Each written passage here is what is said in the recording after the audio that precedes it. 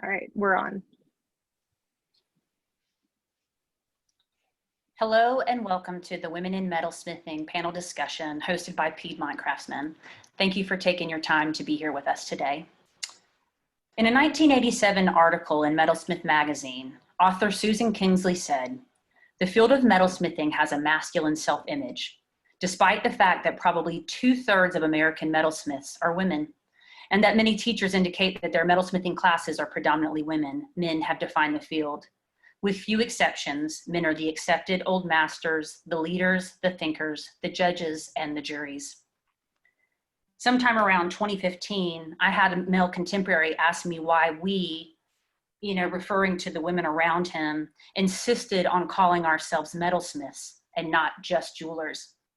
Metalsmith is defined as a person skilled in metalworking.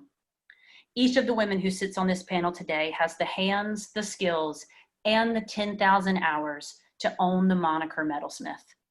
So I am incredibly excited to welcome them all to this discussion and honored to be included. Ladies, I'd love it if you would introduce yourselves to everybody today. If you'll give us your name, your business name, where you're coming from, a short description of what you do, and approximately how many years you've been in business. Theresa, do you mind starting for us? Sure. Hi, everyone. My name is Theresa Kwong, and my business name is TK Metal Arts. I live in the San Francisco Bay Area, and I've been a Piedmont member for several years now, 3-4 years, I believe. What I do is I work with mostly silver and a lot of gold accents and some laminated metals.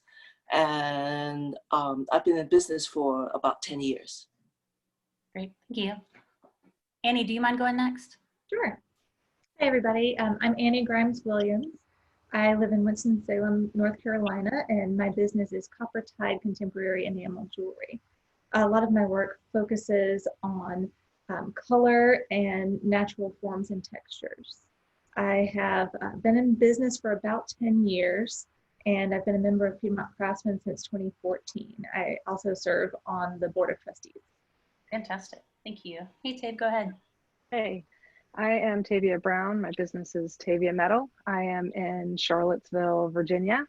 I work in sterling gold and titanium, exploring the duality in life, mixing and matching colors and textures together.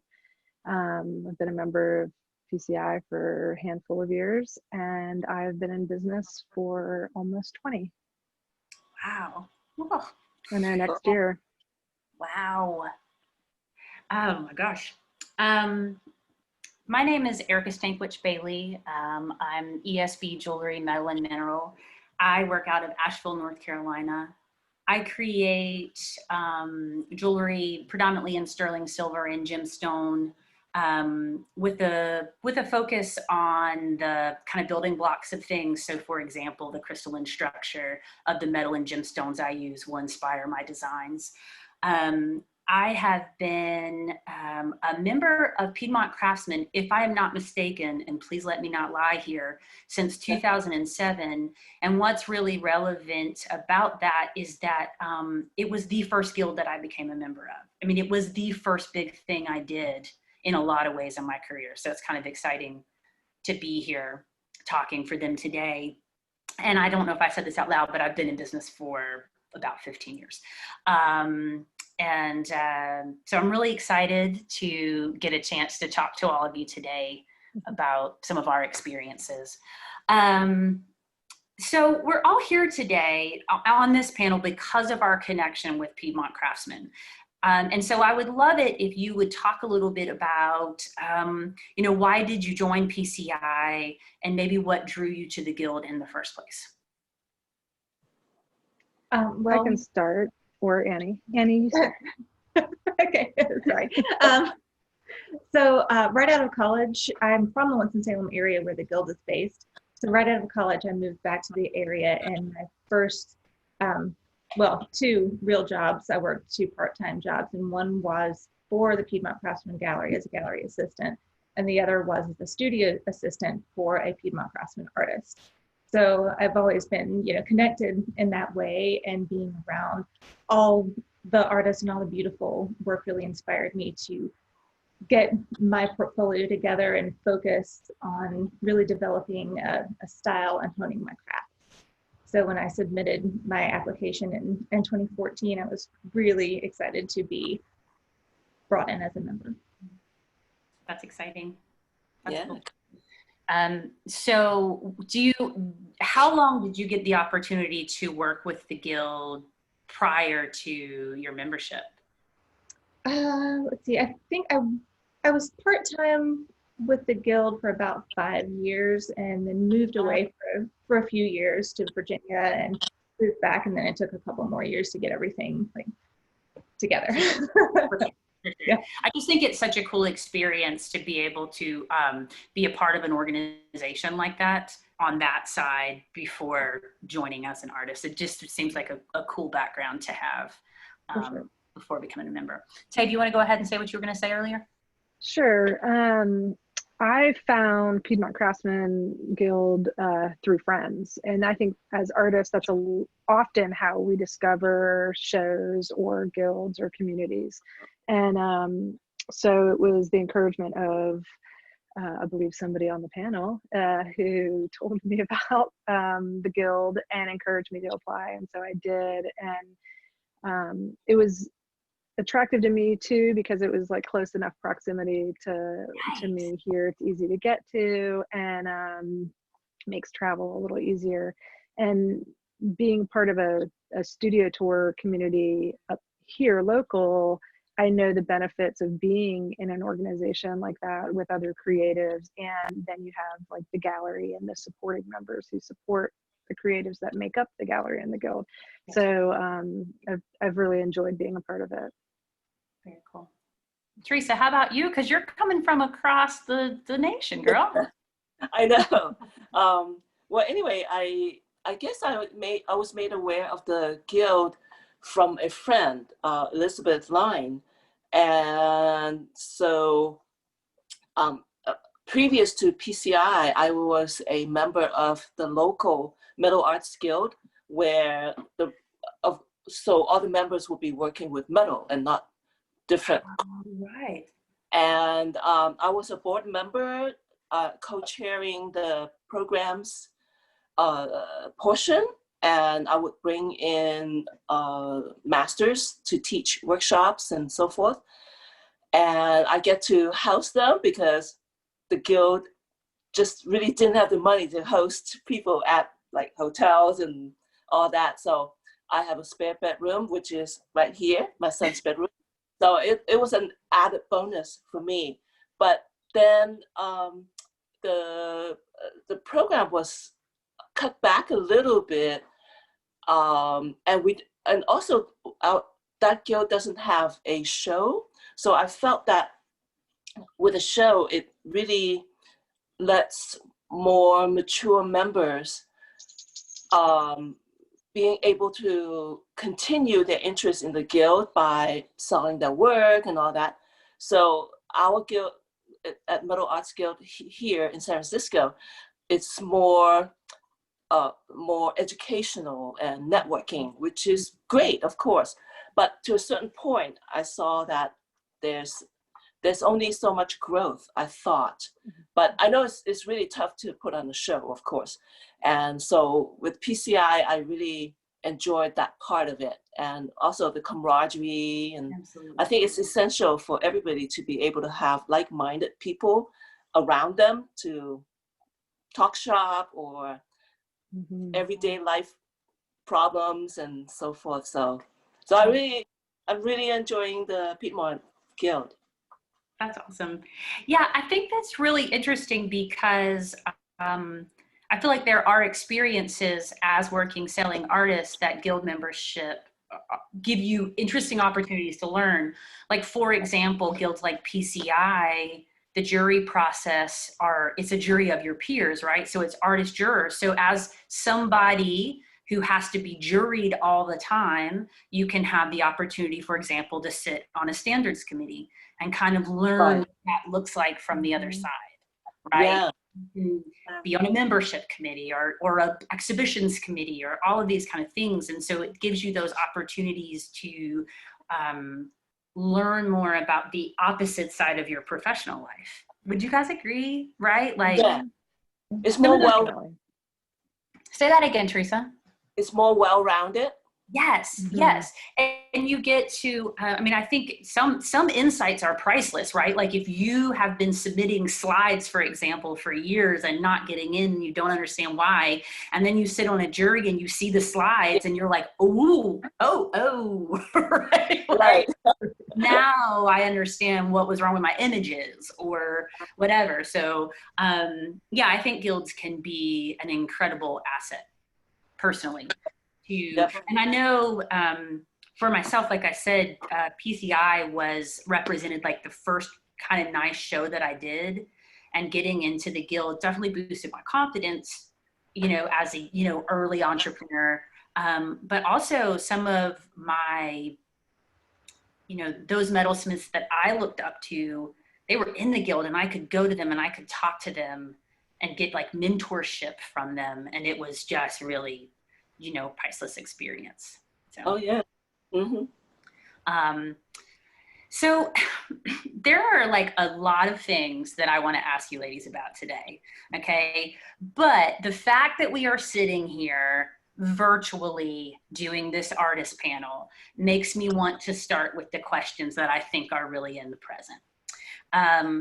2020 has taken us all by surprise and required that we pivot and in many cases make huge changes to the way that we do business. Have there been any major or fundamental changes to your businesses this year? Oh, absolutely. Yeah. You have to suck all the air out of the room to be able to answer that. Yeah, without a doubt. Before the pandemic, I used to travel quite a bit, but now of course that all shuts down. So it's actually a change of lifestyle for me. Totally. So now I'm bringing everything online, which I should have done that long time ago, of course, because a lot of times at shows, people would ask me, oh, do you have a website? I would say, yes, but you can't shop on it. So, but now I'm hoping that it's the online store would make me appear more professional.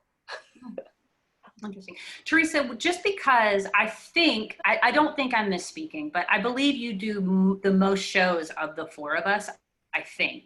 So can you just give us a picture of what a typical year would have looked like in terms of shows? You could just tell me how many or something, just to give us an idea of what you're not doing. I was averaging at least one a month. Okay. And I only do 2 local shows where I can sleep on my own bed. Right. So it's a lot of traveling, and the traveling does take away time from my making. And in a way, I mean, after the grieving period at the beginning of the shelter in place, I finally got my act together and go beyond that phase. And I'm doing a little bit more production, but trying to also take it easy on myself too, and just not push myself as hard. But it's nice to be able to catch up a little bit in terms of inventory and creating new pieces and so forth. So it's plus and minus. So that's right, for sure. Yeah. Annie, how about you? Talk about a little bit about, and like I said, if you'll paint that picture a little bit for us, like what would have been, so that we understand kind of what is. Yeah. Last year, I think I did 20 shows. Wow. You know, some were larger, you know, convention center shows, nicer quality, and some were just, you know, little one-day things, but still, you know, I travel a lot. I don't have many right here in Winston-Salem either. So I'm often out of town on the weekends. But I had like a system where, you know, I had my kid was in school and I had, you know, the in-laws and my parents kind of taking care of them. I had a weekly schedule where I could, you know, prep stuff on one day, enamel on another day, assemble on the other day, pack on the last day, and head out of town, you know. So it was just like a boom, boom, boom, boom, boom thing. And it feels like it's all up in the air and completely chaotic in every way because there's no schedule anymore. There's no, you know, it's all over the place. So I've had a really hard time setting deadlines for myself without actual show deadlines. I mean, I do have virtual shows and, you know, making those deadlines for that. But yeah, it's been really chaotic, I feel like. But it has, like Theresa, it's inspired me to get more of an online presence, really hone my website and make that much nicer. Because I would say to customers, like, yes, I do have a website. There are a few things on it, but I can't keep up with it. So, you know, what you see is what you get, and it'll be all different next week. That's so, right. You know, it's hard to keep up with that being a one-woman show. You know, I do everything. And just this year, I've been able to hire someone to help me with the website and a little bit of marketing stuff. And that has been phenomenal to get to that point and have someone help. You know, I still make everything myself and do most of the work, all the photography, all the, you know, all that stuff. But, you know, just a little bit of help has gone a long way. Long way. Sure. Fantastic. Yeah. Yeah. I do want to go back and touch on some things that you said, Annie, but Tavia, if you will pipe in, if you don't mind, and just kind of let us know where you are. And then I have a bunch of questions I want to ask you guys. Yeah. So I had already been in the process of eliminating some shows because I used to do 12 to 17 a year, and then I'd already gone down to about 5 or so. So I don't have as much of the impact that a lot of artists do, you know, doing 20 shows and then going down to like 2, you know, for the year. So that part, and then a lot of those shows actually went virtual. So I'm still having, you know, a little bit of opportunity. But I you know, moved. I had a school that I created, and that's probably one of the bigger things that got impacted for me is I had just finished building it. It's a dedicated teaching space in my studio, and was in the middle of my first official class when the pandemic hit, and so I had to shut that down, and now it's temporarily shut down till I don't know when. And my larger studio is shared with other artists, so it's not just me that's affected if I were to like have class, or, you know, so it's a bigger picture. You know, the hidden blessing, which, you know, or the silver lining, however you want to look at it, with the school not being open right now, is that I had just finished. I basically have a mini studio within a studio. I basically have 2 studios. And so I was able to bring home enough equipment that I'm now sitting in my basement studio that I created temporarily for the pandemic, so I can be home with my kids and still work as much as possible. And then the other huge impact on my business is I let go of I had 3 part-time employees and let them all go. So I'm back to a one-woman show and going that way, and that's, you know, been emotional. For sure. I'd like to just pause on that for a second, because, and everybody's different, so not trying to put words in anyone's mouth, but a lot of us strive towards a point of getting some help, right? Like Annie said, with the website, or the things maybe that you don't love as much or whatever. And I do just want to kind of give a little space to the fact that I believe you, and we know that this is a temporary change, but it is a change that was unexpected and unintended. And so those are the kind of things that I think have happened to all of us this year, where, you know, some kind of fundamental, feels like reversal, chaos, you know, whatever it is. I thought that was so eloquently put, Annie, about how no matter how procrastinating we might be, right, we have honed the skill of procrastinating to the thing, the show or the exhibition, right? Or the, right. Yeah. That in itself was an organization and a system, right? And then you take that away and every system that I ever had. Yeah. You know, and Tabe, I'm sure with your employees, I mean, there were systems in play with those employees that when they let go, those are now being relearned. Like, oh wait, I have to do that. Yeah. I can't rely on anybody else. It's me. Yeah. Yeah. Yeah. It's been hard. Yeah. Well, and Theresa used the word grief. I mean, that's totally it, Yeah. right? Yeah. 100%. Totally, grieving, not necessarily our businesses. I fully believe that we are scrappy, right? And we will all find a way. I at least want to believe that very much. But grieving a model, grieving a modus operandi, for sure. I feel that as artists, we're more sensitive to our surroundings, and that the pandemic and all the negative parts that comes with it really, really affects us. Like my husband, I mean, he's part of the grieving group as well, but he's working from home, and that's all very disciplined schedule. You have to still log in every day and all that. But as for us, we don't have the kind of schedule that sort of curb all of us into action, and so it just affects us more, I feel. But that's just my thoughts. Well, I do feel like we're kind of we've become no swimming. Idea, personally. Say that again. As we're like now we're just like flopping around swimming with no water. And it's exhausting. Treading water. Yeah. Treading water. Yeah. Very thick water with steel boots or something on.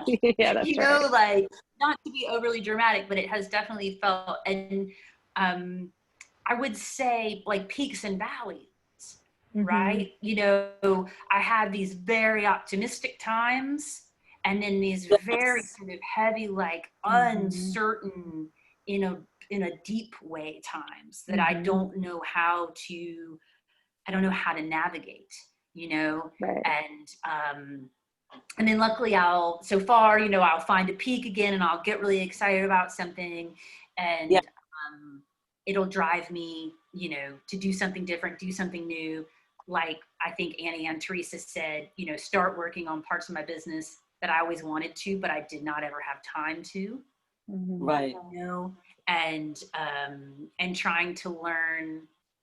I know as makers, I can speak for you. I think that we're all consummate learners. We're constantly trying to find a new thing, a new inspiration, a new project to research.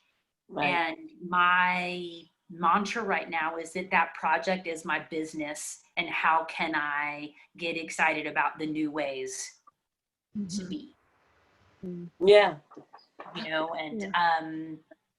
So talking about new ways to be, let's talk a little bit about online stuff. So Theresa, you said that you did not have an e-commerce site prior to all of this. Right. Everybody else did. Is that correct, Tavia and Annie?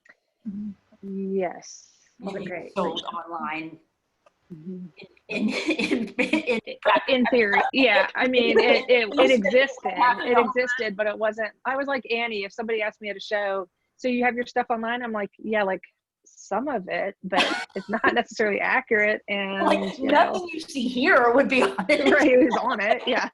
Yeah. But now, definitely being more active and keeping it up to date.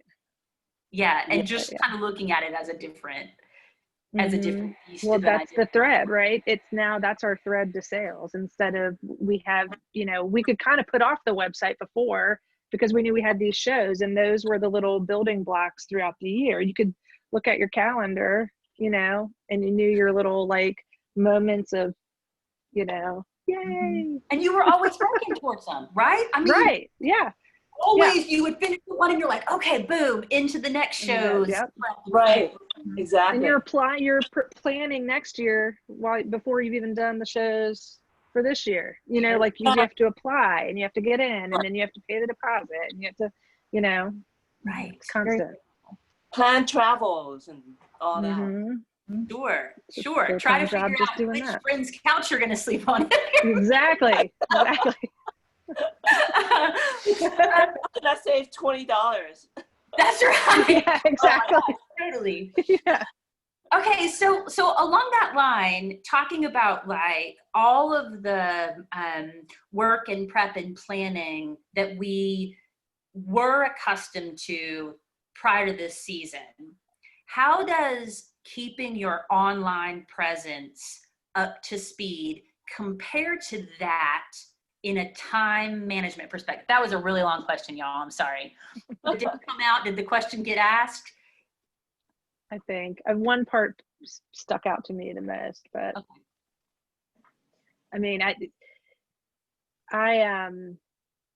it's for me, you know, it's kind of like Theresa was saying, you know, she didn't have a website before that had e-commerce on it, but knew that it would be a good idea to do it because that's where the world has kind of been going anyway.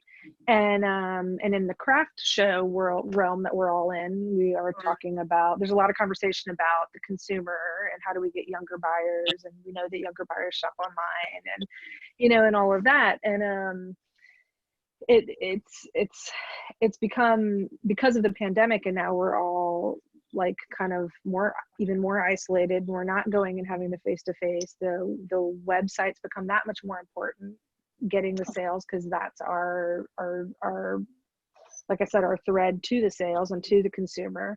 So then you have to see, well, how am I going to get people to my website? So then there's the social media presence, you know, the advertising, and how are you going to do that? And I've always, it's kind of the same thing. Like I've always known that I should be more present on and active on social media.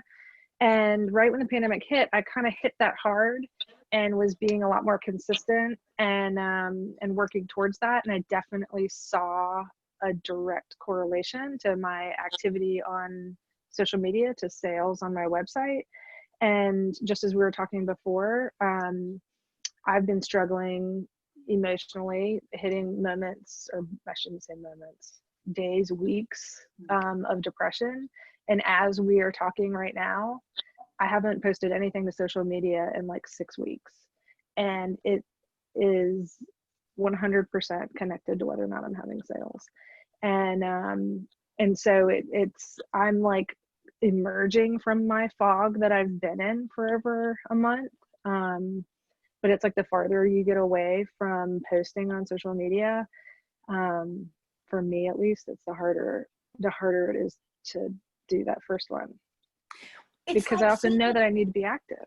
Right. And it's like sitting in a booth, to go back to fair correlations. It's like sitting in a booth, you set up the booth and the doors open, and then there's that super awkward first whatever. It might be for 6 hours, or it might be 2 days, or it might be 30 minutes, but you're sitting there and you're like, I don't know what to do. I'm not sure what to do. Right? Like, I don't, it's that same, because we're trying to share a story. We're trying to share, it's this vulnerability. It's exposure. You're exposed. Yeah. Right. So it makes sense that it's hard, is what I'm saying. Yeah. Well, right. Because just like the shows, like you're saying, anytime I post a picture of my work on social media, anytime I show it to somebody in a show, it opens up a conversation. And I think artists are similar in a lot of ways, where it's like we make art because we want to show and we want to share, but we're also at the same time like, be gentle, like be gentle with what you're gonna say, you know, because we are literally like peeling open our skin raw and like, here, I made this, and I'm now scared of what you're gonna say about it. You know. Yeah, you're right. It's like putting pieces of your soul out into the world. Right. Right. It is. I mean, I think So let's talk about social media specifically for a second. Mm-hmm. Does everybody utilize social media as a means to try to push those online website sales? We do now. We have to. Yeah. Like, well, it depends on Theresa, January 2020. Theresa, September 2020, yes. Yeah, the thing is, selling online versus selling in person, those are very different skills. And with moving everything online now, you have to allow yourself time to retool everything and learn a whole different skill. To start with, photography. I am such a lousy photographer, but now I have no choice but to take my own pictures because I just simply cannot afford a professional photographer for every single piece. That's right. Mm-hmm. And since I don't do any casting of any kind, I fabricate, and it's just impossible to keep up. And I mean, it's, every picture has to be edited and touched up a little bit, like other lens and things like that. So cropping at least. So it's a whole new set of skills. It is. Mm-hmm. And I would further argue that it's a whole new set of technical skills, like the photography, Sure. and all of those kind of things. It is also a whole new set of storytelling skills, meaning like we are all versed storytellers. When you are interacting with people in your work, you're flipping it over and you're telling the story just in the movement in your hands is how I feel like when I'm at a show or something. And then trying to figure out how to tell the story of a piece in still images. Yeah. Right? Right. And the texture and the weight of it and the scale of it in a way that is effective and attractive, right? And all of those things. And so, yes, it is this whole new set of skill acquisition needs. Mm-hmm. Is there something else, Annie? Is there anything that stands out to you that's like a really new skill that you've picked up, say, since March 2020 because of necessity, maybe? Yeah, I mean, just really what you were just talking about, trying to tell that visual story in a photograph. It's impossible to, portray all the minute little details, how a piece feels on your skin, how, especially for people who make jewelry and wearables, it's a very difficult thing to try to convey and to choose the correct words to describe it. And, if you're marketing on Instagram, which I do a lot of, the image itself has to be something that will grab the person's attention because they're most often going to just scroll right through and they might, like it, but not read your text. It'll have to be something that really grabs them for them to go down and read, all about the things. So trying to tell that visual story in a beautiful way. Yeah. Right. And like you said, because it's jewelry, intimately. Yeah. It's very, very intimate. The work that we make is intimate, but also the act of being able to interact with one of your supporters is intimate. And we put jewelry on and off of our own bodies for people, and we put jewelry on and off of other people's bodies. And we've literally been taken out of that realm, right? Of like the personal space invasion that is being a jewelry maker and selling. Right, before at shows, you react to people's questions. You get prompted, but when you're writing the item description online, you have to anticipate all the questions that is going to be asked to you. Yes. And so it's very different. Very intuitive, right? Or needs to be intuitive in a way that I don't feel like I have always the intuition for. Right, and I'm not the greatest writer, so. Erica, what about you? Yeah. For my change, so like the last question, actually, we didn't get to hear from you about like what was the basic of before, you know, as far as shows? So you could Right. probably tie it up together, and then like your social media and stuff. Yeah, I mean, I maybe a little like Theresa, I tend to try to do what I call an event a month. Most of those are shows, but not always. I have something that I'm driving to, like Annie said, you know, so I can keep myself on schedule. All of my in-person shows canceled. I was actually on, if I'm not mistaken, it was March 13th. I was packing my car to go to a show, and which is a job, right? Like if you've never done it, we pack a lot of stuff. And so I'm doing the Tetris of packing my car, and I was going to be staying with a friend because, like I said, I love a couch surf. And she calls and she goes, "Erica, hold on. I think the show's going to cancel." And I was like, "No," because there were already people set up at the event. I was going like on the second day of setup. And she goes, "No, really, stop." So I sat in the back. I drive a minivan. I sat in the hatch of my minivan with all my stuff piled on the ground around me and in my car, just trying to figure out. And sure enough, it canceled, and they made people pack up and leave. And it was like the first of this avalanche of not like that, right? That was the only one. And it wasn't the show's fault. It was just the timing and the way things were happening. But it was kind of a dramatic, like, oh my goodness, you know? And then it was just an avalanche of things canceling. And are they going to return my money? Are they going to forward my money? What's going to happen? What am I going to do? And then some shows have done virtual, which I want to talk to you guys about that too. But yeah, so a major shift to trying to figure out how to do things virtually. And for me, I would say an almost immediate realization that I love, but depend upon the interactions that I have with my peers and my supporters, right? Like almost right away, I was like, oh my God, you know, I work in a studio by myself all day, every day.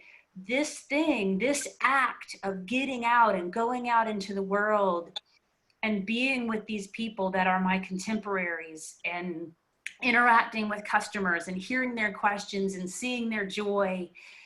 There's a move that as jewelers, I know you'll recognize when you're standing in your booth and somebody walks up and they go, and it's them wearing your earrings and they're so excited and you're so excited.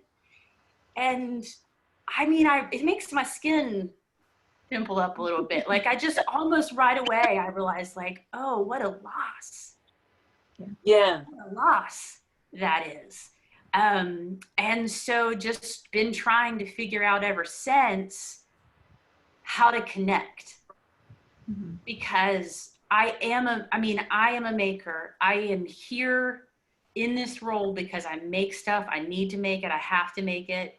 It's what I do, but it's part of my connection to the world, I realize. Yeah. And so that's been my biggest change, is trying to figure out I want to be an optimist. That's my like perky Erica way. So I'm trying to always say, what is the thing that I can do, that I want to do, that I can enjoy? And so I'm trying to make this new quest towards online and social and all of this stuff as real and enjoyable and connecting as I can. Does that always happen?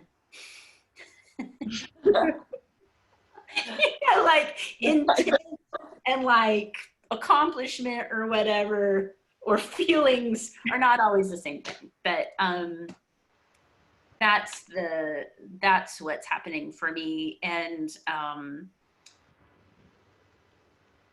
yeah, and I think that you're right, Tavia, that social media is the driver towards the website right now. And so the question that I really wordily asked earlier, which was, do you feel like you have more time to make when you were doing all the shows, or more time to make when you're trying to, you know, do things online. In an odd way, sometimes I feel like I even have less time to make now, trying to figure out how to navigate telling the story through, you know, through social media, being there and having that connection that I want to have. And then also, yeah, trying to create new work and all that kind of stuff. Actually, I find that being at home is more distracting, just because everybody's home. It's like, leave me alone. I need my solitude again. Oh, For sure. Right? For sure. Yeah, I will, this is my last thing I'll say, but I felt like I learned very quickly that I have a very selfish creative process when I had to start sharing it with my whole family. Exactly. I was like, oh, I like to go into my studio and get in the 6-inch zone and stay in it. Right. For blocks of time, you know, and like, I might Yeah. be with you if I get a 20-minute block right now. Oh, man. Yeah. Let's talk a little bit though about one of the major changes still relating back to craft shows is the virtual craft show. So if you would just talk a little bit about virtual craft shows, your thoughts, if you want to give pros and cons, I just want you to talk a little bit about the virtual experience, virtual craft show experience specifically. I've only done 2 so far, so minimum experience here. I find that it's it kind of depends on the advertising by the show, as well as your own personal promotion efforts. So it's the first one I was still very new. It was like beginning of July, and I was not terribly successful, but it would have been my first time at that show. And so I wouldn't have a following then. So I didn't, like I said, it wasn't too successful for me. But the second one, which was recent, and I've been at that show for a few times, and I promoted it and newsletters and Instagram and Facebook and everything. And I had a much better show, but it still doesn't replace in-person show for sure. Correct. Tavia or Annie, any thoughts about virtual versus, or just virtual shows in general? I've only done a couple so far also, but I have 3 coming up this fall. And yeah, it's just not the same. It's not the same. It's great in the fact that I could have 0 event or a virtual event. So I'd much rather do the virtual event than not do it at all. And have some, you know, ability to connect to people and talk about my work and make some sales. But the expectation is definitely far less than a face-to-face show. Yeah. Yeah, I think with a face-to-face show, you kind of know what to expect. You know your booth setup. You know about each piece that's out, and you don't have the opportunity at a virtual show to, you know, show everything at once and discuss each piece. And when we did the Piedmont Craftsmen virtual show, I set up a small booth in my studio, and for a couple people who were really interested, I took my phone and like went around the booth and kind of talked about, you know, the collections, but it doesn't give them the opportunity to pick up the piece and try it on and all of that. So that's difficult. And then all of the shows are doing it differently. So that's a challenge in itself to figure out these upcoming 3 shows that are all completely different platforms. I'm working on one right now that's not till October, but all the stuff is due next week, and it's this weird setup with spreadsheets and images, and it's making me crazy. And I've spent so much time on this, and I would much rather be making jewelry, you know, honestly, and going to the show and setting up my stuff. But that's not the option, and I am grateful for the opportunity to have an event, like you said, rather than no event. So Mm-hmm. Really. And let's just for a hot second talk about the awkward new reality of being on camera. Oh yeah. Yeah. Right? Can we just like, what? Yeah. You know? Like, oh my gosh, it's so weird. I mean, I had no idea that I was like the most dramatic gesturer that ever existed until stuff like this started. And then I was like, oh my God. It's like, so just that in itself, that uncomfortable step of learning to be able to. Mm-hmm. Yeah. And it's not conversations. It's like you just trying to fill up time, and I'm often stumbling over my words, like, what did I want to say there? I hate making video intros. I hate it. I hate it so much. Yeah. It's awkward. Yeah. And then now being at home too, you never know, like the dog, the kid, the husband. I mean, just a little bit ago, my husband, who rarely comes home during the day from work, popped down like how do I tell him like not to talk? So it's just like it's that added like things. Oh, I feel like I actually on my door right now to my studio it says stop live because I'm like I'm on the studio now. What is happening? That's why I'm saying I need my solitude. Yeah. For sure. So one of the questions, or one of the things that I think is interesting, I am going to kind of jump a little bit, but it's a little bit about being online. Feel free to go back if you want to talk about other things. But one of the questions that was posed to me was about the proliferation of jewelry in the craft field. And the question was, do you feel like making a change to online makes what are your feelings about there being so many jewelers? And then my sub question is, this is a statement, not a question. Sorry.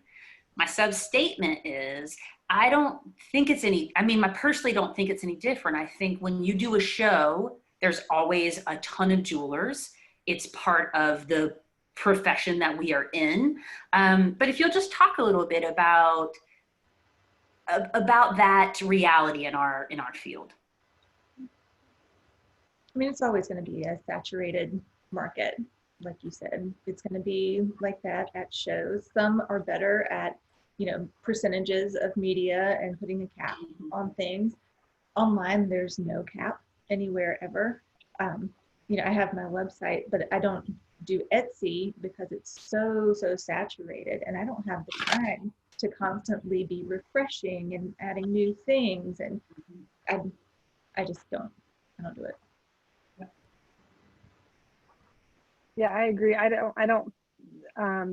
think shows online, it's all saturated, so it doesn't feel different to me. The bottom line is that whether I'm at a face-to-face show or online, is being true and authentic to my brand and my voice, and just being myself and being open and putting myself out there. That's always kind of been my feeling. It's like if I feel like my work has a voice, and if I'm true to that voice and I'm true to my work, it's really irrelevant to me. How big the field is. Yeah. Right? Well, one big advantage that we have right now with jewelry is that it's very easy to ship.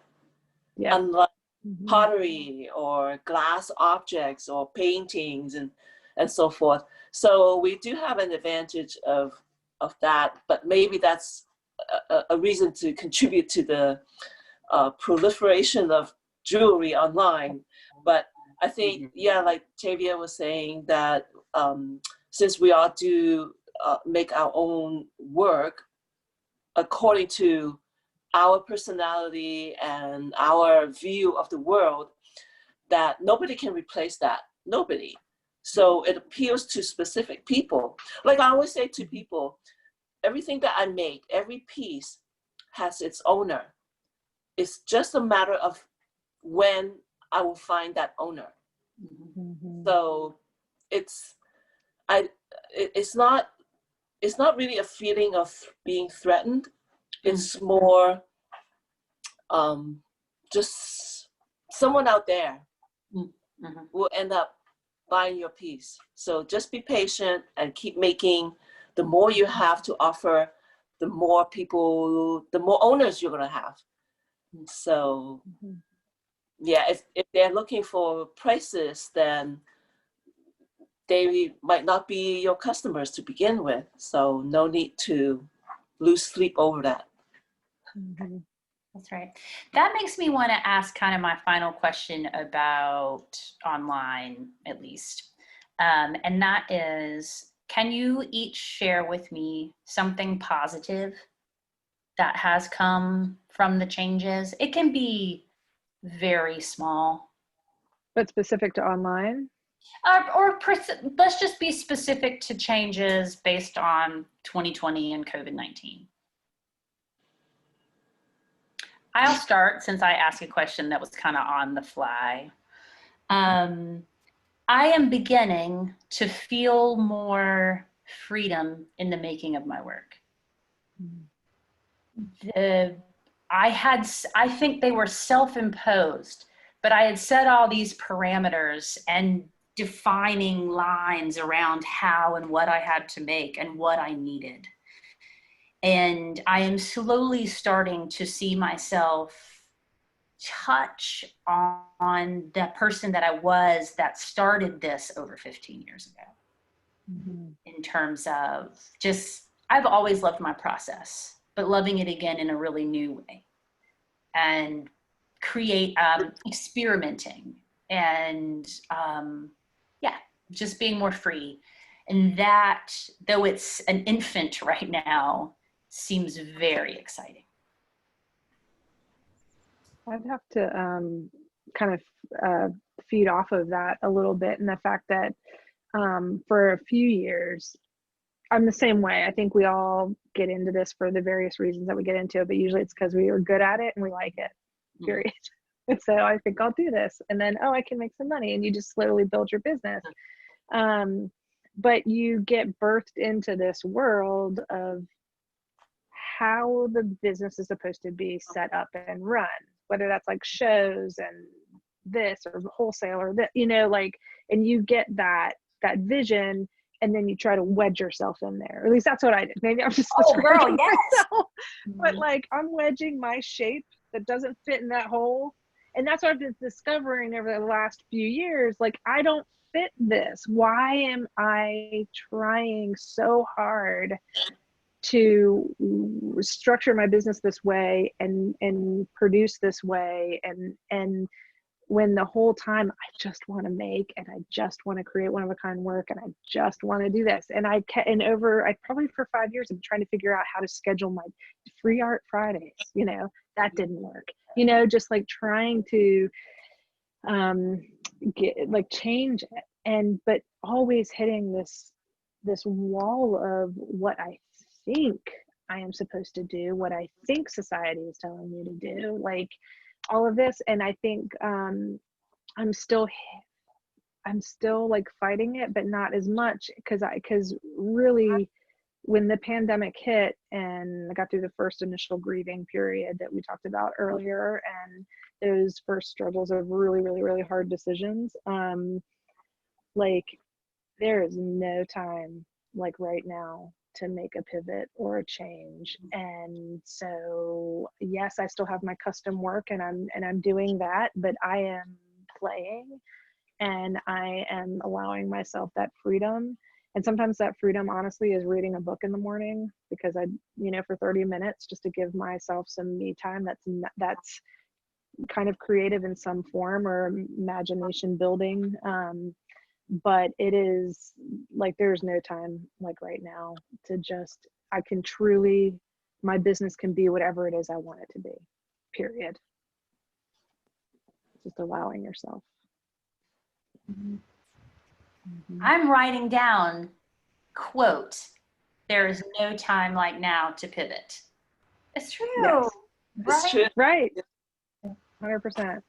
Yeah. Because there's no rules right now. There's none. There's none.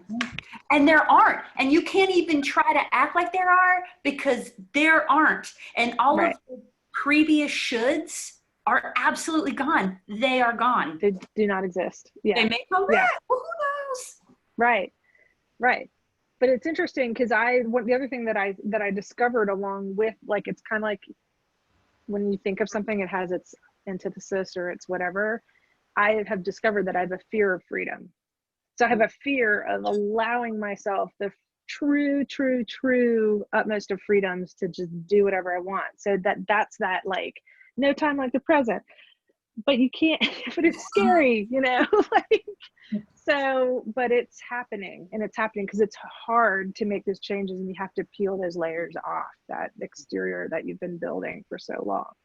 So yeah. Celebrate, ladies, it's time. You know? I feel that right now you have to be so flexible. You have to roll with everything because change happens every day, more so than before. Everything that you thought was predictable is no longer. So expect the unexpected. And so, yeah. I literally the other day thought about that saying, roll with the punches.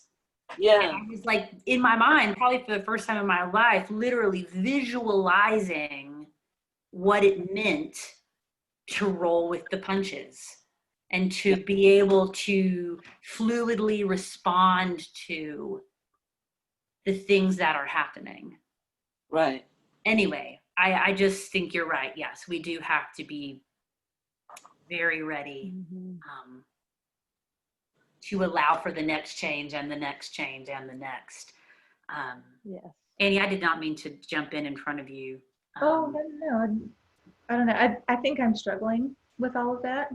I want to be more fluid. I want to, you know, just kind of be breezy. I have a very hard time with it right now. I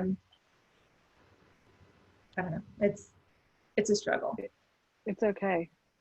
Yeah. I mean, like I said earlier, I literally I was finally able to say the word depressed like 2 weeks ago. So, you know what I mean? Like, we are all going through that wave, those valleys and crevices and mountains that Erica was talking about earlier. We're all going there through that. Yeah. And And that's why we all come together too. Yes. And it is hard. Just to be, you know what I mean? Just to be clear, it is hard. It is. And you work towards a thing with all of your creative and financial and physical energy and love and heart, and I don't know, there's a billion list of all the things that you give to it. And it is hard to see it change, for sure. And have that the expected unexpected and roll with the punches situation that Theresa's talking about. Like, every day it's like, you know, we wake up and what is it today, you know, and I got to be ready, and it's scary, you know. It's like you tune in your email like right What fresh hell waits in October? Yes, that's right. Yeah, totally. And there have been many, I don't know about you guys, but I have shed many tears through this and through in this space, and secretly some of the kids don't see, but then sometimes I bawl right in front of them, you know. I mean, it's and they're, what's wrong, you know, I'm just having a bad day. It's just hard. Yeah. It's just hard. the other day I just grabbed my son's teddy bear and hug it for hours. So there are days like that. You know, the sky was brown and I can't open the windows. It was a heat wave, and then it's like, it's like everything was like, no, when is this gonna end? So we have different days, but I think that's what's great about having a guild, right? Because hopefully not all of us are down at the same time, so that we can lift each other up by person A or B, or it's kind of nice to be able to talk things out, like post post on social media and then you have your friends commenting and giving you ideas and so forth. I think that's more important now than ever. Agreed. Agreed. So I am going to step kind of into my moderator role, which I kind of stepped out of there for quite a while. Sorry. But I do want to kind of switch our theme just a smidge, if that's okay. Sure. And I just have a little bit of a statement that I want to make before I do that. We do not presume that all women are mothers, or that they want to be, for that matter. The next segment of questions was chosen because the women on this panel are mothers and have been affected by the challenges of balancing the role of mother and maker. More poignant, we hope, is the fact that we all face finding that balance between maybe our creative selves and something else, or whatever. We all find creating that balance hard. So we hope that the discussion that we're going to have, whether the mothering role is relevant or not, is helpful in, you know, in sharing the fact that that is a shared challenge, right? So I do want to talk about us as women metalsmiths and that constant, let me not put that word on it. And do you have, or have you ever struggled with the balance between your role as a mother and your role as a maker, small business owner, and all of those things? I'm going to give you a little space just to talk about it, and then I'll have some specific questions. Who wants to start? Yeah. I've always struggled with the balance of motherhood and business owner. And I don't know that it matters that it's a creative business or not, Agreed. but sometimes it does, Because based on expectations of society. But, you know, when I was pregnant with my first, in my mind, as most non-parents, I think, or moms, like, my life's not going to change, and he's just going to hang out with me at the studio, and I'm going to be able to keep doing what I'm doing, which is obviously not at all what happens. And I have been, like, being an artist and having this, my own business, has been like part of my blood for like my entire life. And so I was not going to give up easily. And so I needed childcare. And then I struggled with, is it right? Am I making the right decision to put my kid in daycare?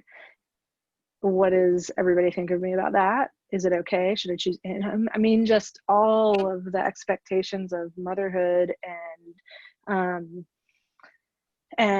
you know, oh, you're still working, you know, those questions. And then then they go to school, and, you know, how do I work that? Like, a lot of guilt having them in daycare. Then they go to school, so then that kind of guilt goes away because they're supposed to be in school. And then I would pick them up and bring them to the studio afterwards because I wanted a full day at the studio. But then you've got mommy, and that never really worked, and they're unhappy and I'm unhappy.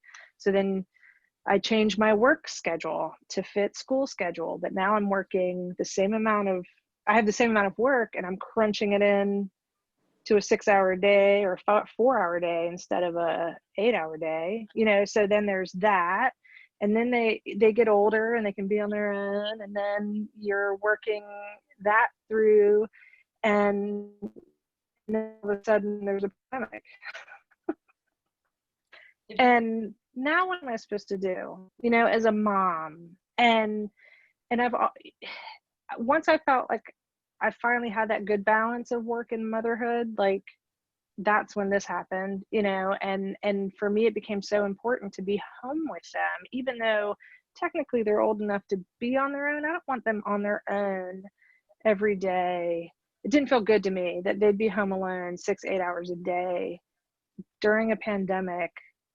You know, they have access to news and interwebs and friends who do. So like, this is an entire world, our entire planet is going through this whole thing at once. It's historical, it's major, it's emotional, and I don't want them to be alone through that. And so then I bring my studio home, or, you know, enough to be home. And then I'm like, what am I doing? And I second guess this, you know, like, should I just be a mom? Should I give them more independence? And should I be at the other studio? Like, it's just constant. It's constant, I feel personally. But this is what I'm doing because this is what feels right to me. I'm actually making this business decision based on being a mom.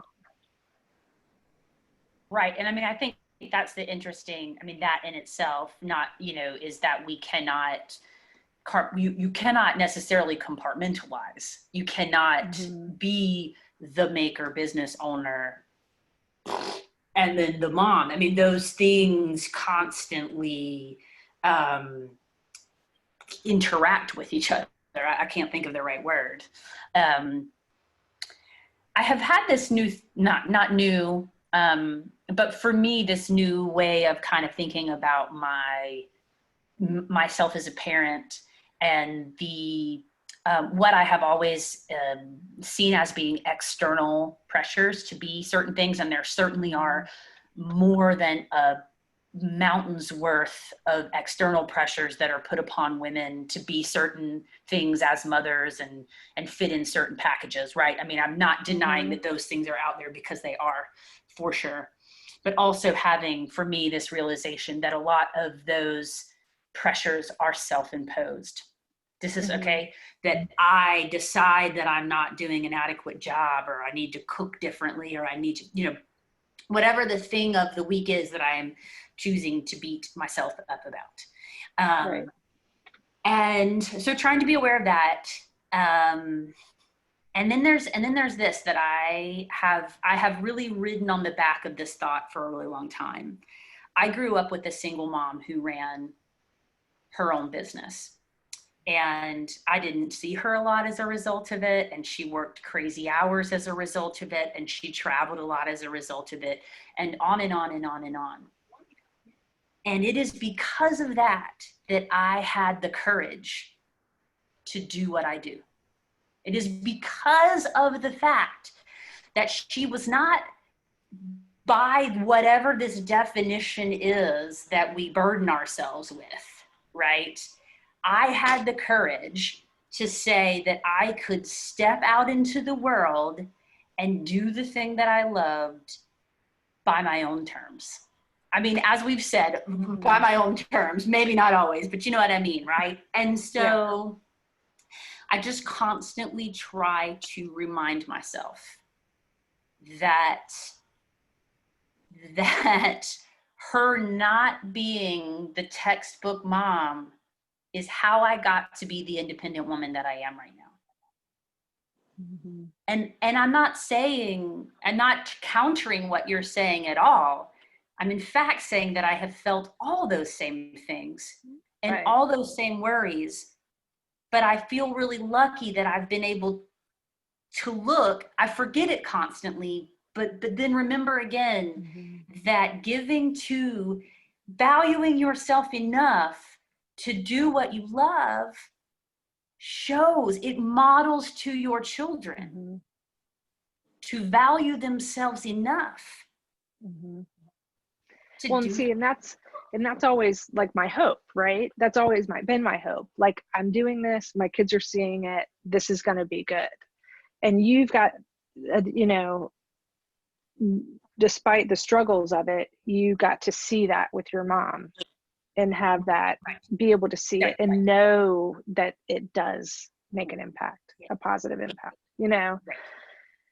So, and so it's good to hear those things.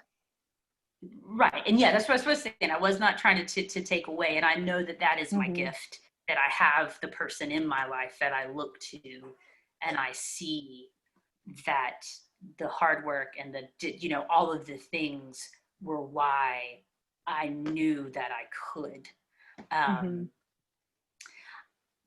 Annie and Theresa, please, please, I just started yammering and I would like to hear what you guys have to say. Okay, well, I have one son who's 5, so that's a set of challenges in itself. He's not in school yet, and if he was, that would be a whole other set of challenges trying to navigate all of the online learning with, a kindergartner. Oh my God, my sister's doing it right now, and I don't know how. Honestly, it's insane. This world is insane. Yeah.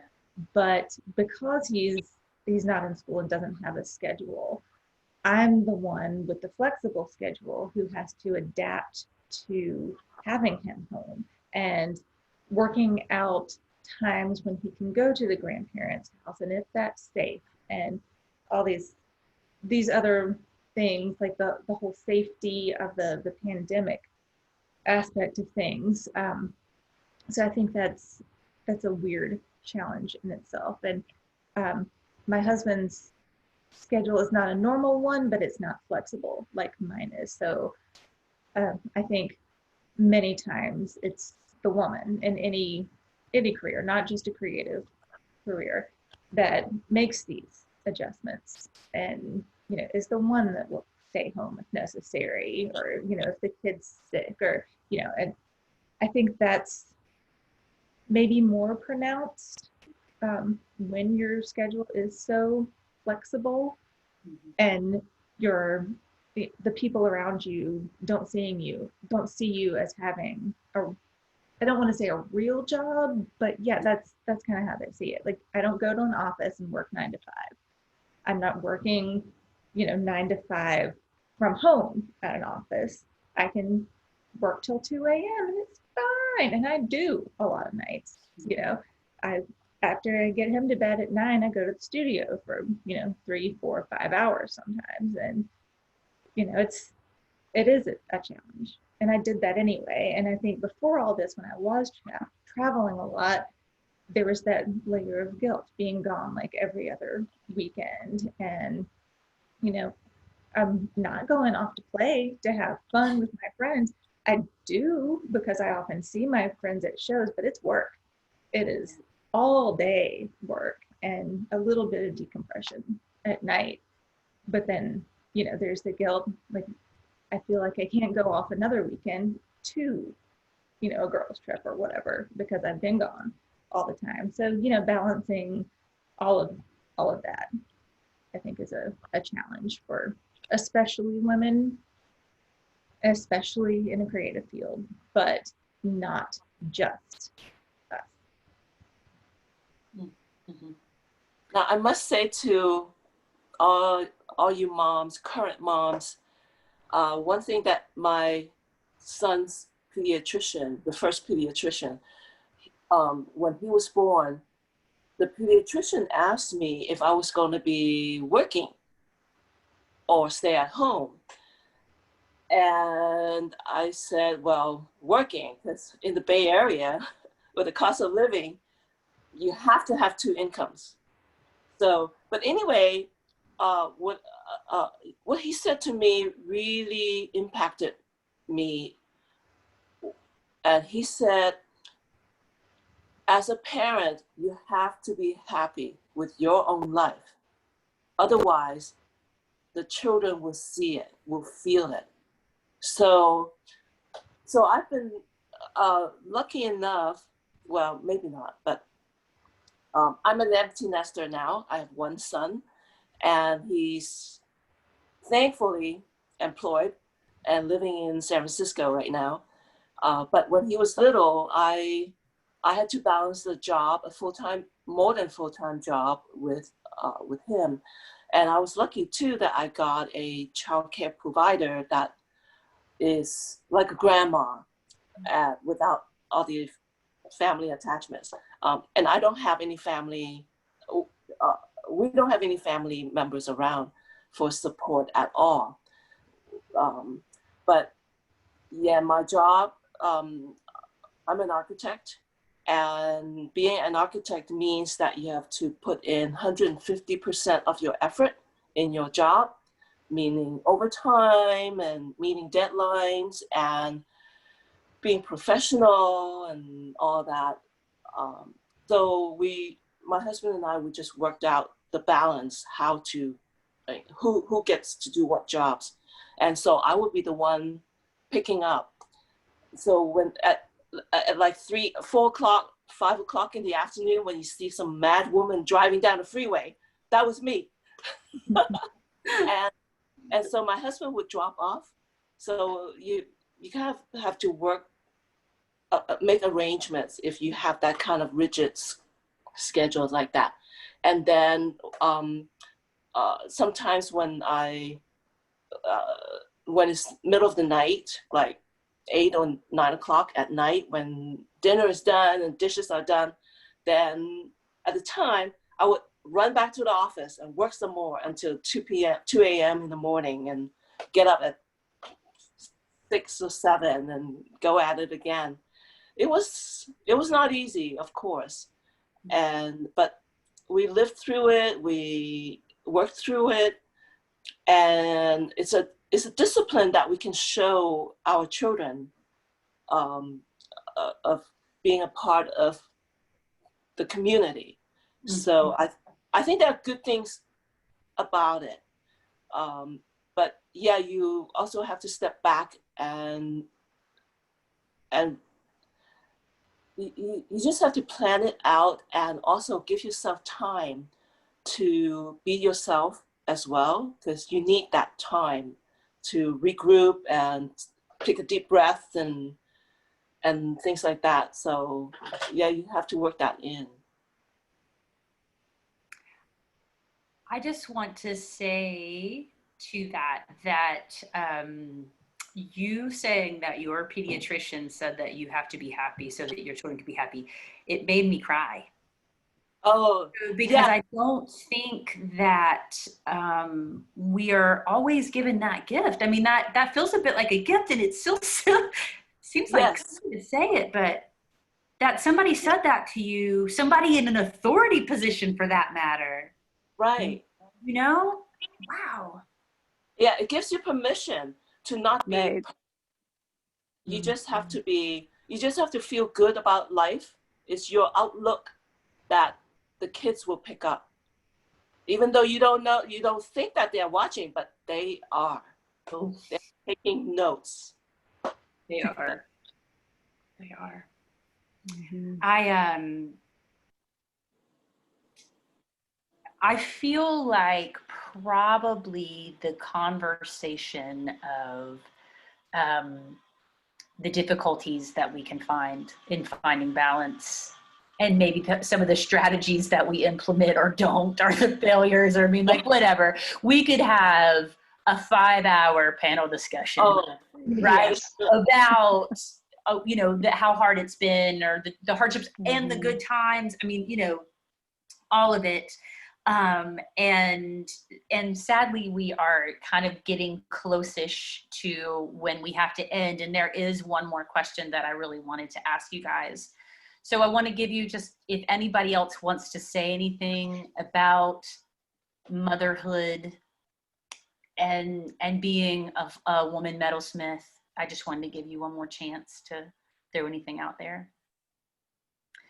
I just quickly want to say that more than once in my career, I have had a metalsmith younger than myself, female, come up to me and say, "I'm so glad to see you here with your children," or "I'm so glad to know that this can be done."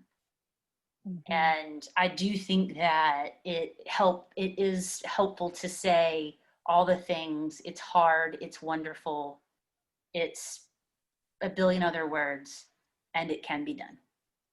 Mm-hmm. And that's just what I thought I would end that with. Well put. And at the beginning of this awesome conversation, I quoted that article from Metalsmith by Susan Kingsley. The part about the field of metalsmithing has a masculine self-image. And despite the fact that probably 2/3 of American metalsmiths are women, men have defined the field in a lot of ways. And so my question to you is, have you ever been discriminated against as a woman artist, whether that be in your education, in your professional career, in craft fairs or gallery experiences, in jury panels, or anything like that?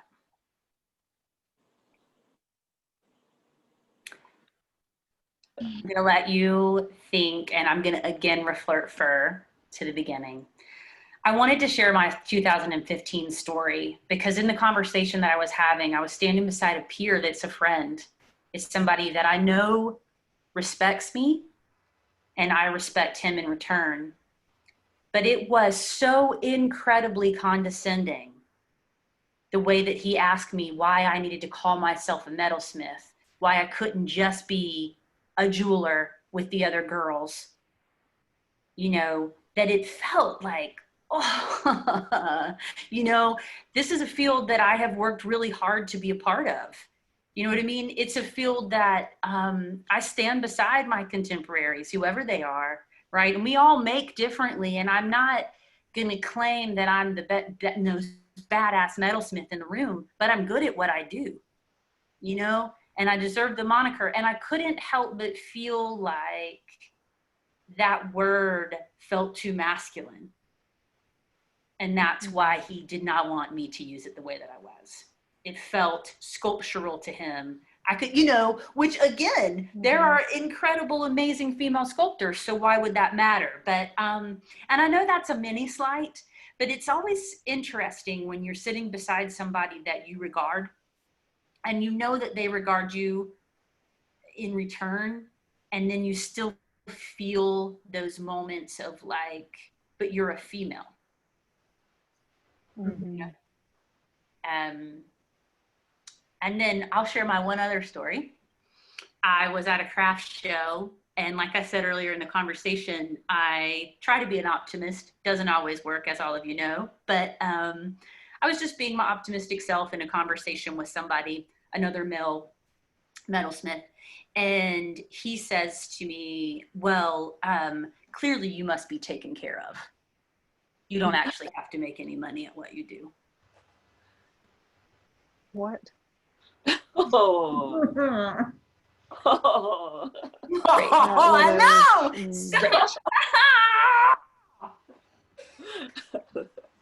Taken care of. Oh, hell, girls. It just made me mad again, and that was like 10 Yeah. Yeah. No, I have to say though, because when someone said that, when someone say that they make jewelry, let's say, not even metalsmiths versus whatever, right? And if it's a woman saying it, there's a different, it gives a different picture than if a man says it. Because I think the general public don't see a man stacking beads. Mm-hmm. They would think that, oh, he must be making like these fine jewelry and expensive stuff and something that is worth taking a look at. But if it's a woman, they always think about beads. It's like, I said, no, sorry, I don't do that. So, it is so true. It's still an uphill battle, for sure. It is. I think on that line, like, I think people assume that if it's a woman, that it's her hobby. It's not her career. Right. Yeah. Right. And I want, yes. And when Annie was talking earlier, I just want us all, you know, at some point to be like, you know, my boss said I need to work today. Do you know what I mean? Because the reality is I have the hardest boss that I've ever worked for in my life. Right. It just happens to be me. Yeah. Do you know what I mean? Yeah. Like nobody's ever pushed me as hard as I push myself. Mm-hmm. So, right. So when you come across somebody who assumes that you're not legit, we used to call it the sign on the door syndrome in my house. I used to always say, I just want a sign on the door. And what it meant was I want people to take me seriously. Right. You know? Yeah. Yeah. Yeah, I've gotten it more from potential customers than other people in the field. I'm really lucky that I have always had wonderful women influences in the jewelry field and the craft field, the three of you. But, you know, before I even met you, you know, there have always been my professors. There have been, you know, mentors. I've always had women around as a wonderful example. So I feel very lucky about that. But customers, they do have like a preconceived notion sometimes. Somebody came up to me at an outdoor craft fair one time and he said, so the metal man makes all the pieces and then you do the decoration? And I was like, I will murder your face. But no, I have anvils and hammers and all the power tools and all the big things, and I do it myself, you jerk. You jerk. Yeah. Yeah, the metal man makes the stuff. Yeah. Oh my How God. about every time you walk into the gas company to get your tanks filled? Oh, hey, honey, what are you Yeah. doing? What do you need? Yeah. Yeah. Well, So I'm gonna. oops, sorry, Theresa. Yeah. Oh, I'm gonna say that construction job sites have trained me pretty well, so that, you know, whistles or, you know, anything like that, I learned to ignore it. Just let it slide. It's just the way those people are, and I haven't let that bother me as much as when the one thing that does bother me a lot is that at shows where they would jury like best of shows or whatever awards, and they would, most of the time they don't pick jewelry people in the jewelry category, and that bothered me a lot. It seems like we can't, by making small pieces, they don't give us as much credit as they should for something big. Like they would award painters or photographers or potteries and things like that. But yet it seems like they don't, a lot of people don't see all that skills that goes into creating something miniature. Absolutely. I have more problems with that than with that kind of discrimination than anything else. So, I mean, if people are being chauvinistic at the shows, it's like, okay, next. Well, I think as women, we all have a box, don't we? That we just tuck it. We put all those things away into a box, right? Yeah. We have to. Learn to be thick-skinned, and it's like the problem is on them, not me. Right. But I agree, Theresa, like you're touching on another subject of like, I mean, which is another 5-hour panel of art versus craft. And, Yeah. And yeah, you know, and whether or not fine craft, you know, is viewed the same as fine art, given the same accolades and all of that stuff. Jewelry is adornment, and sometimes that's as far as people go in their minds about what it is we do. They don't look past that. That's right. Right. That would be an so much interesting more panel discussion, though. It really would. Yeah. Yeah. The history of that, the Susan Kingsley article, actually, again, really interesting. Yeah. Read. I have not read it. Yeah, I mean, I think it's interesting because to skip back to like discriminations as a female, I mean, kind of, Theresa, what I'm hearing you say is that it has happened so much that you're able to ignore it, which is both, yes, I'm glad that you're able to ignore it, and simultaneously like, damn, that sucks that those little aggressions happen so much that you just get accustomed to it. Where I lived before, I would go to get my acetylene tank filled, and I only had one vehicle, and it was a closed vehicle. And so I would take my tank safely housed in and get it filled. And every time they would make me look at these pictures of exploded cars, okay? Because I was carrying my tank in a closed vehicle. Now, Brian, my husband, would take the tank in the same closed vehicle, and not once, not ever, was he asked to look at pictures of exploded cars. Not once, not ever. And that is such a minor thing, right? Except for that, what are all the things that are being said to be me about my capacity and my place? Right. You can't, I mean, you're a girl, you can't possibly know, you know, the safety and dangers of it. You know, that's basically what they're saying without saying, you know? And I think those little, like all those little things over time, you believe them, but they do start to be like, oh, but I got this. You know, I have probably used more acetylene in the last year than you have used in your lifetime, you know? Right. Yeah. I would group that into harassment. Little lady kind of stuff. Yeah. Yeah. For sure. I guess I have never, I mean, I take my tanks to get filled, refilled and everything, but I've never encountered that, ever. It was like over years and years and years, you know, and it became almost a joke in our household, because I'd be like, can I show you the pictures? And he'd be like, no. Oh, wow. It never happened to me, honestly. So I'm lucky, I guess. No, well, no, I'm glad though. The Bay Area is pretty good about, I mean, it's so expensive that we do have to have both people working. Sure. And so maybe there's a little bit more tolerance. I don't know. Yeah, maybe so.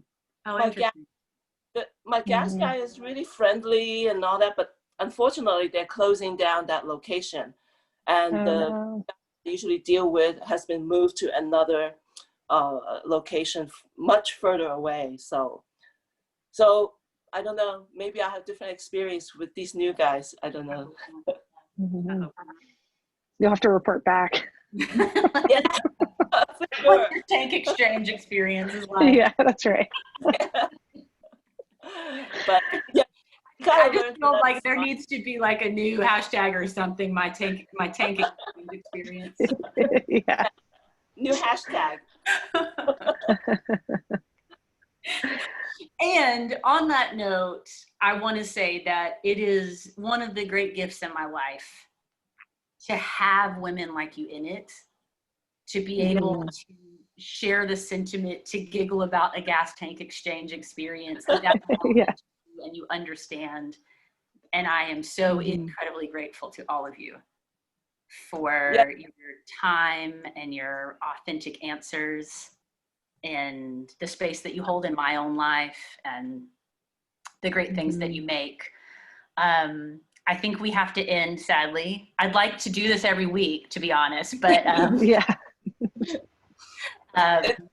no, this has been really great, because we only see each other at shows, and we will always be busy, and we don't have the time to sit down like this for a longer conversation. Right.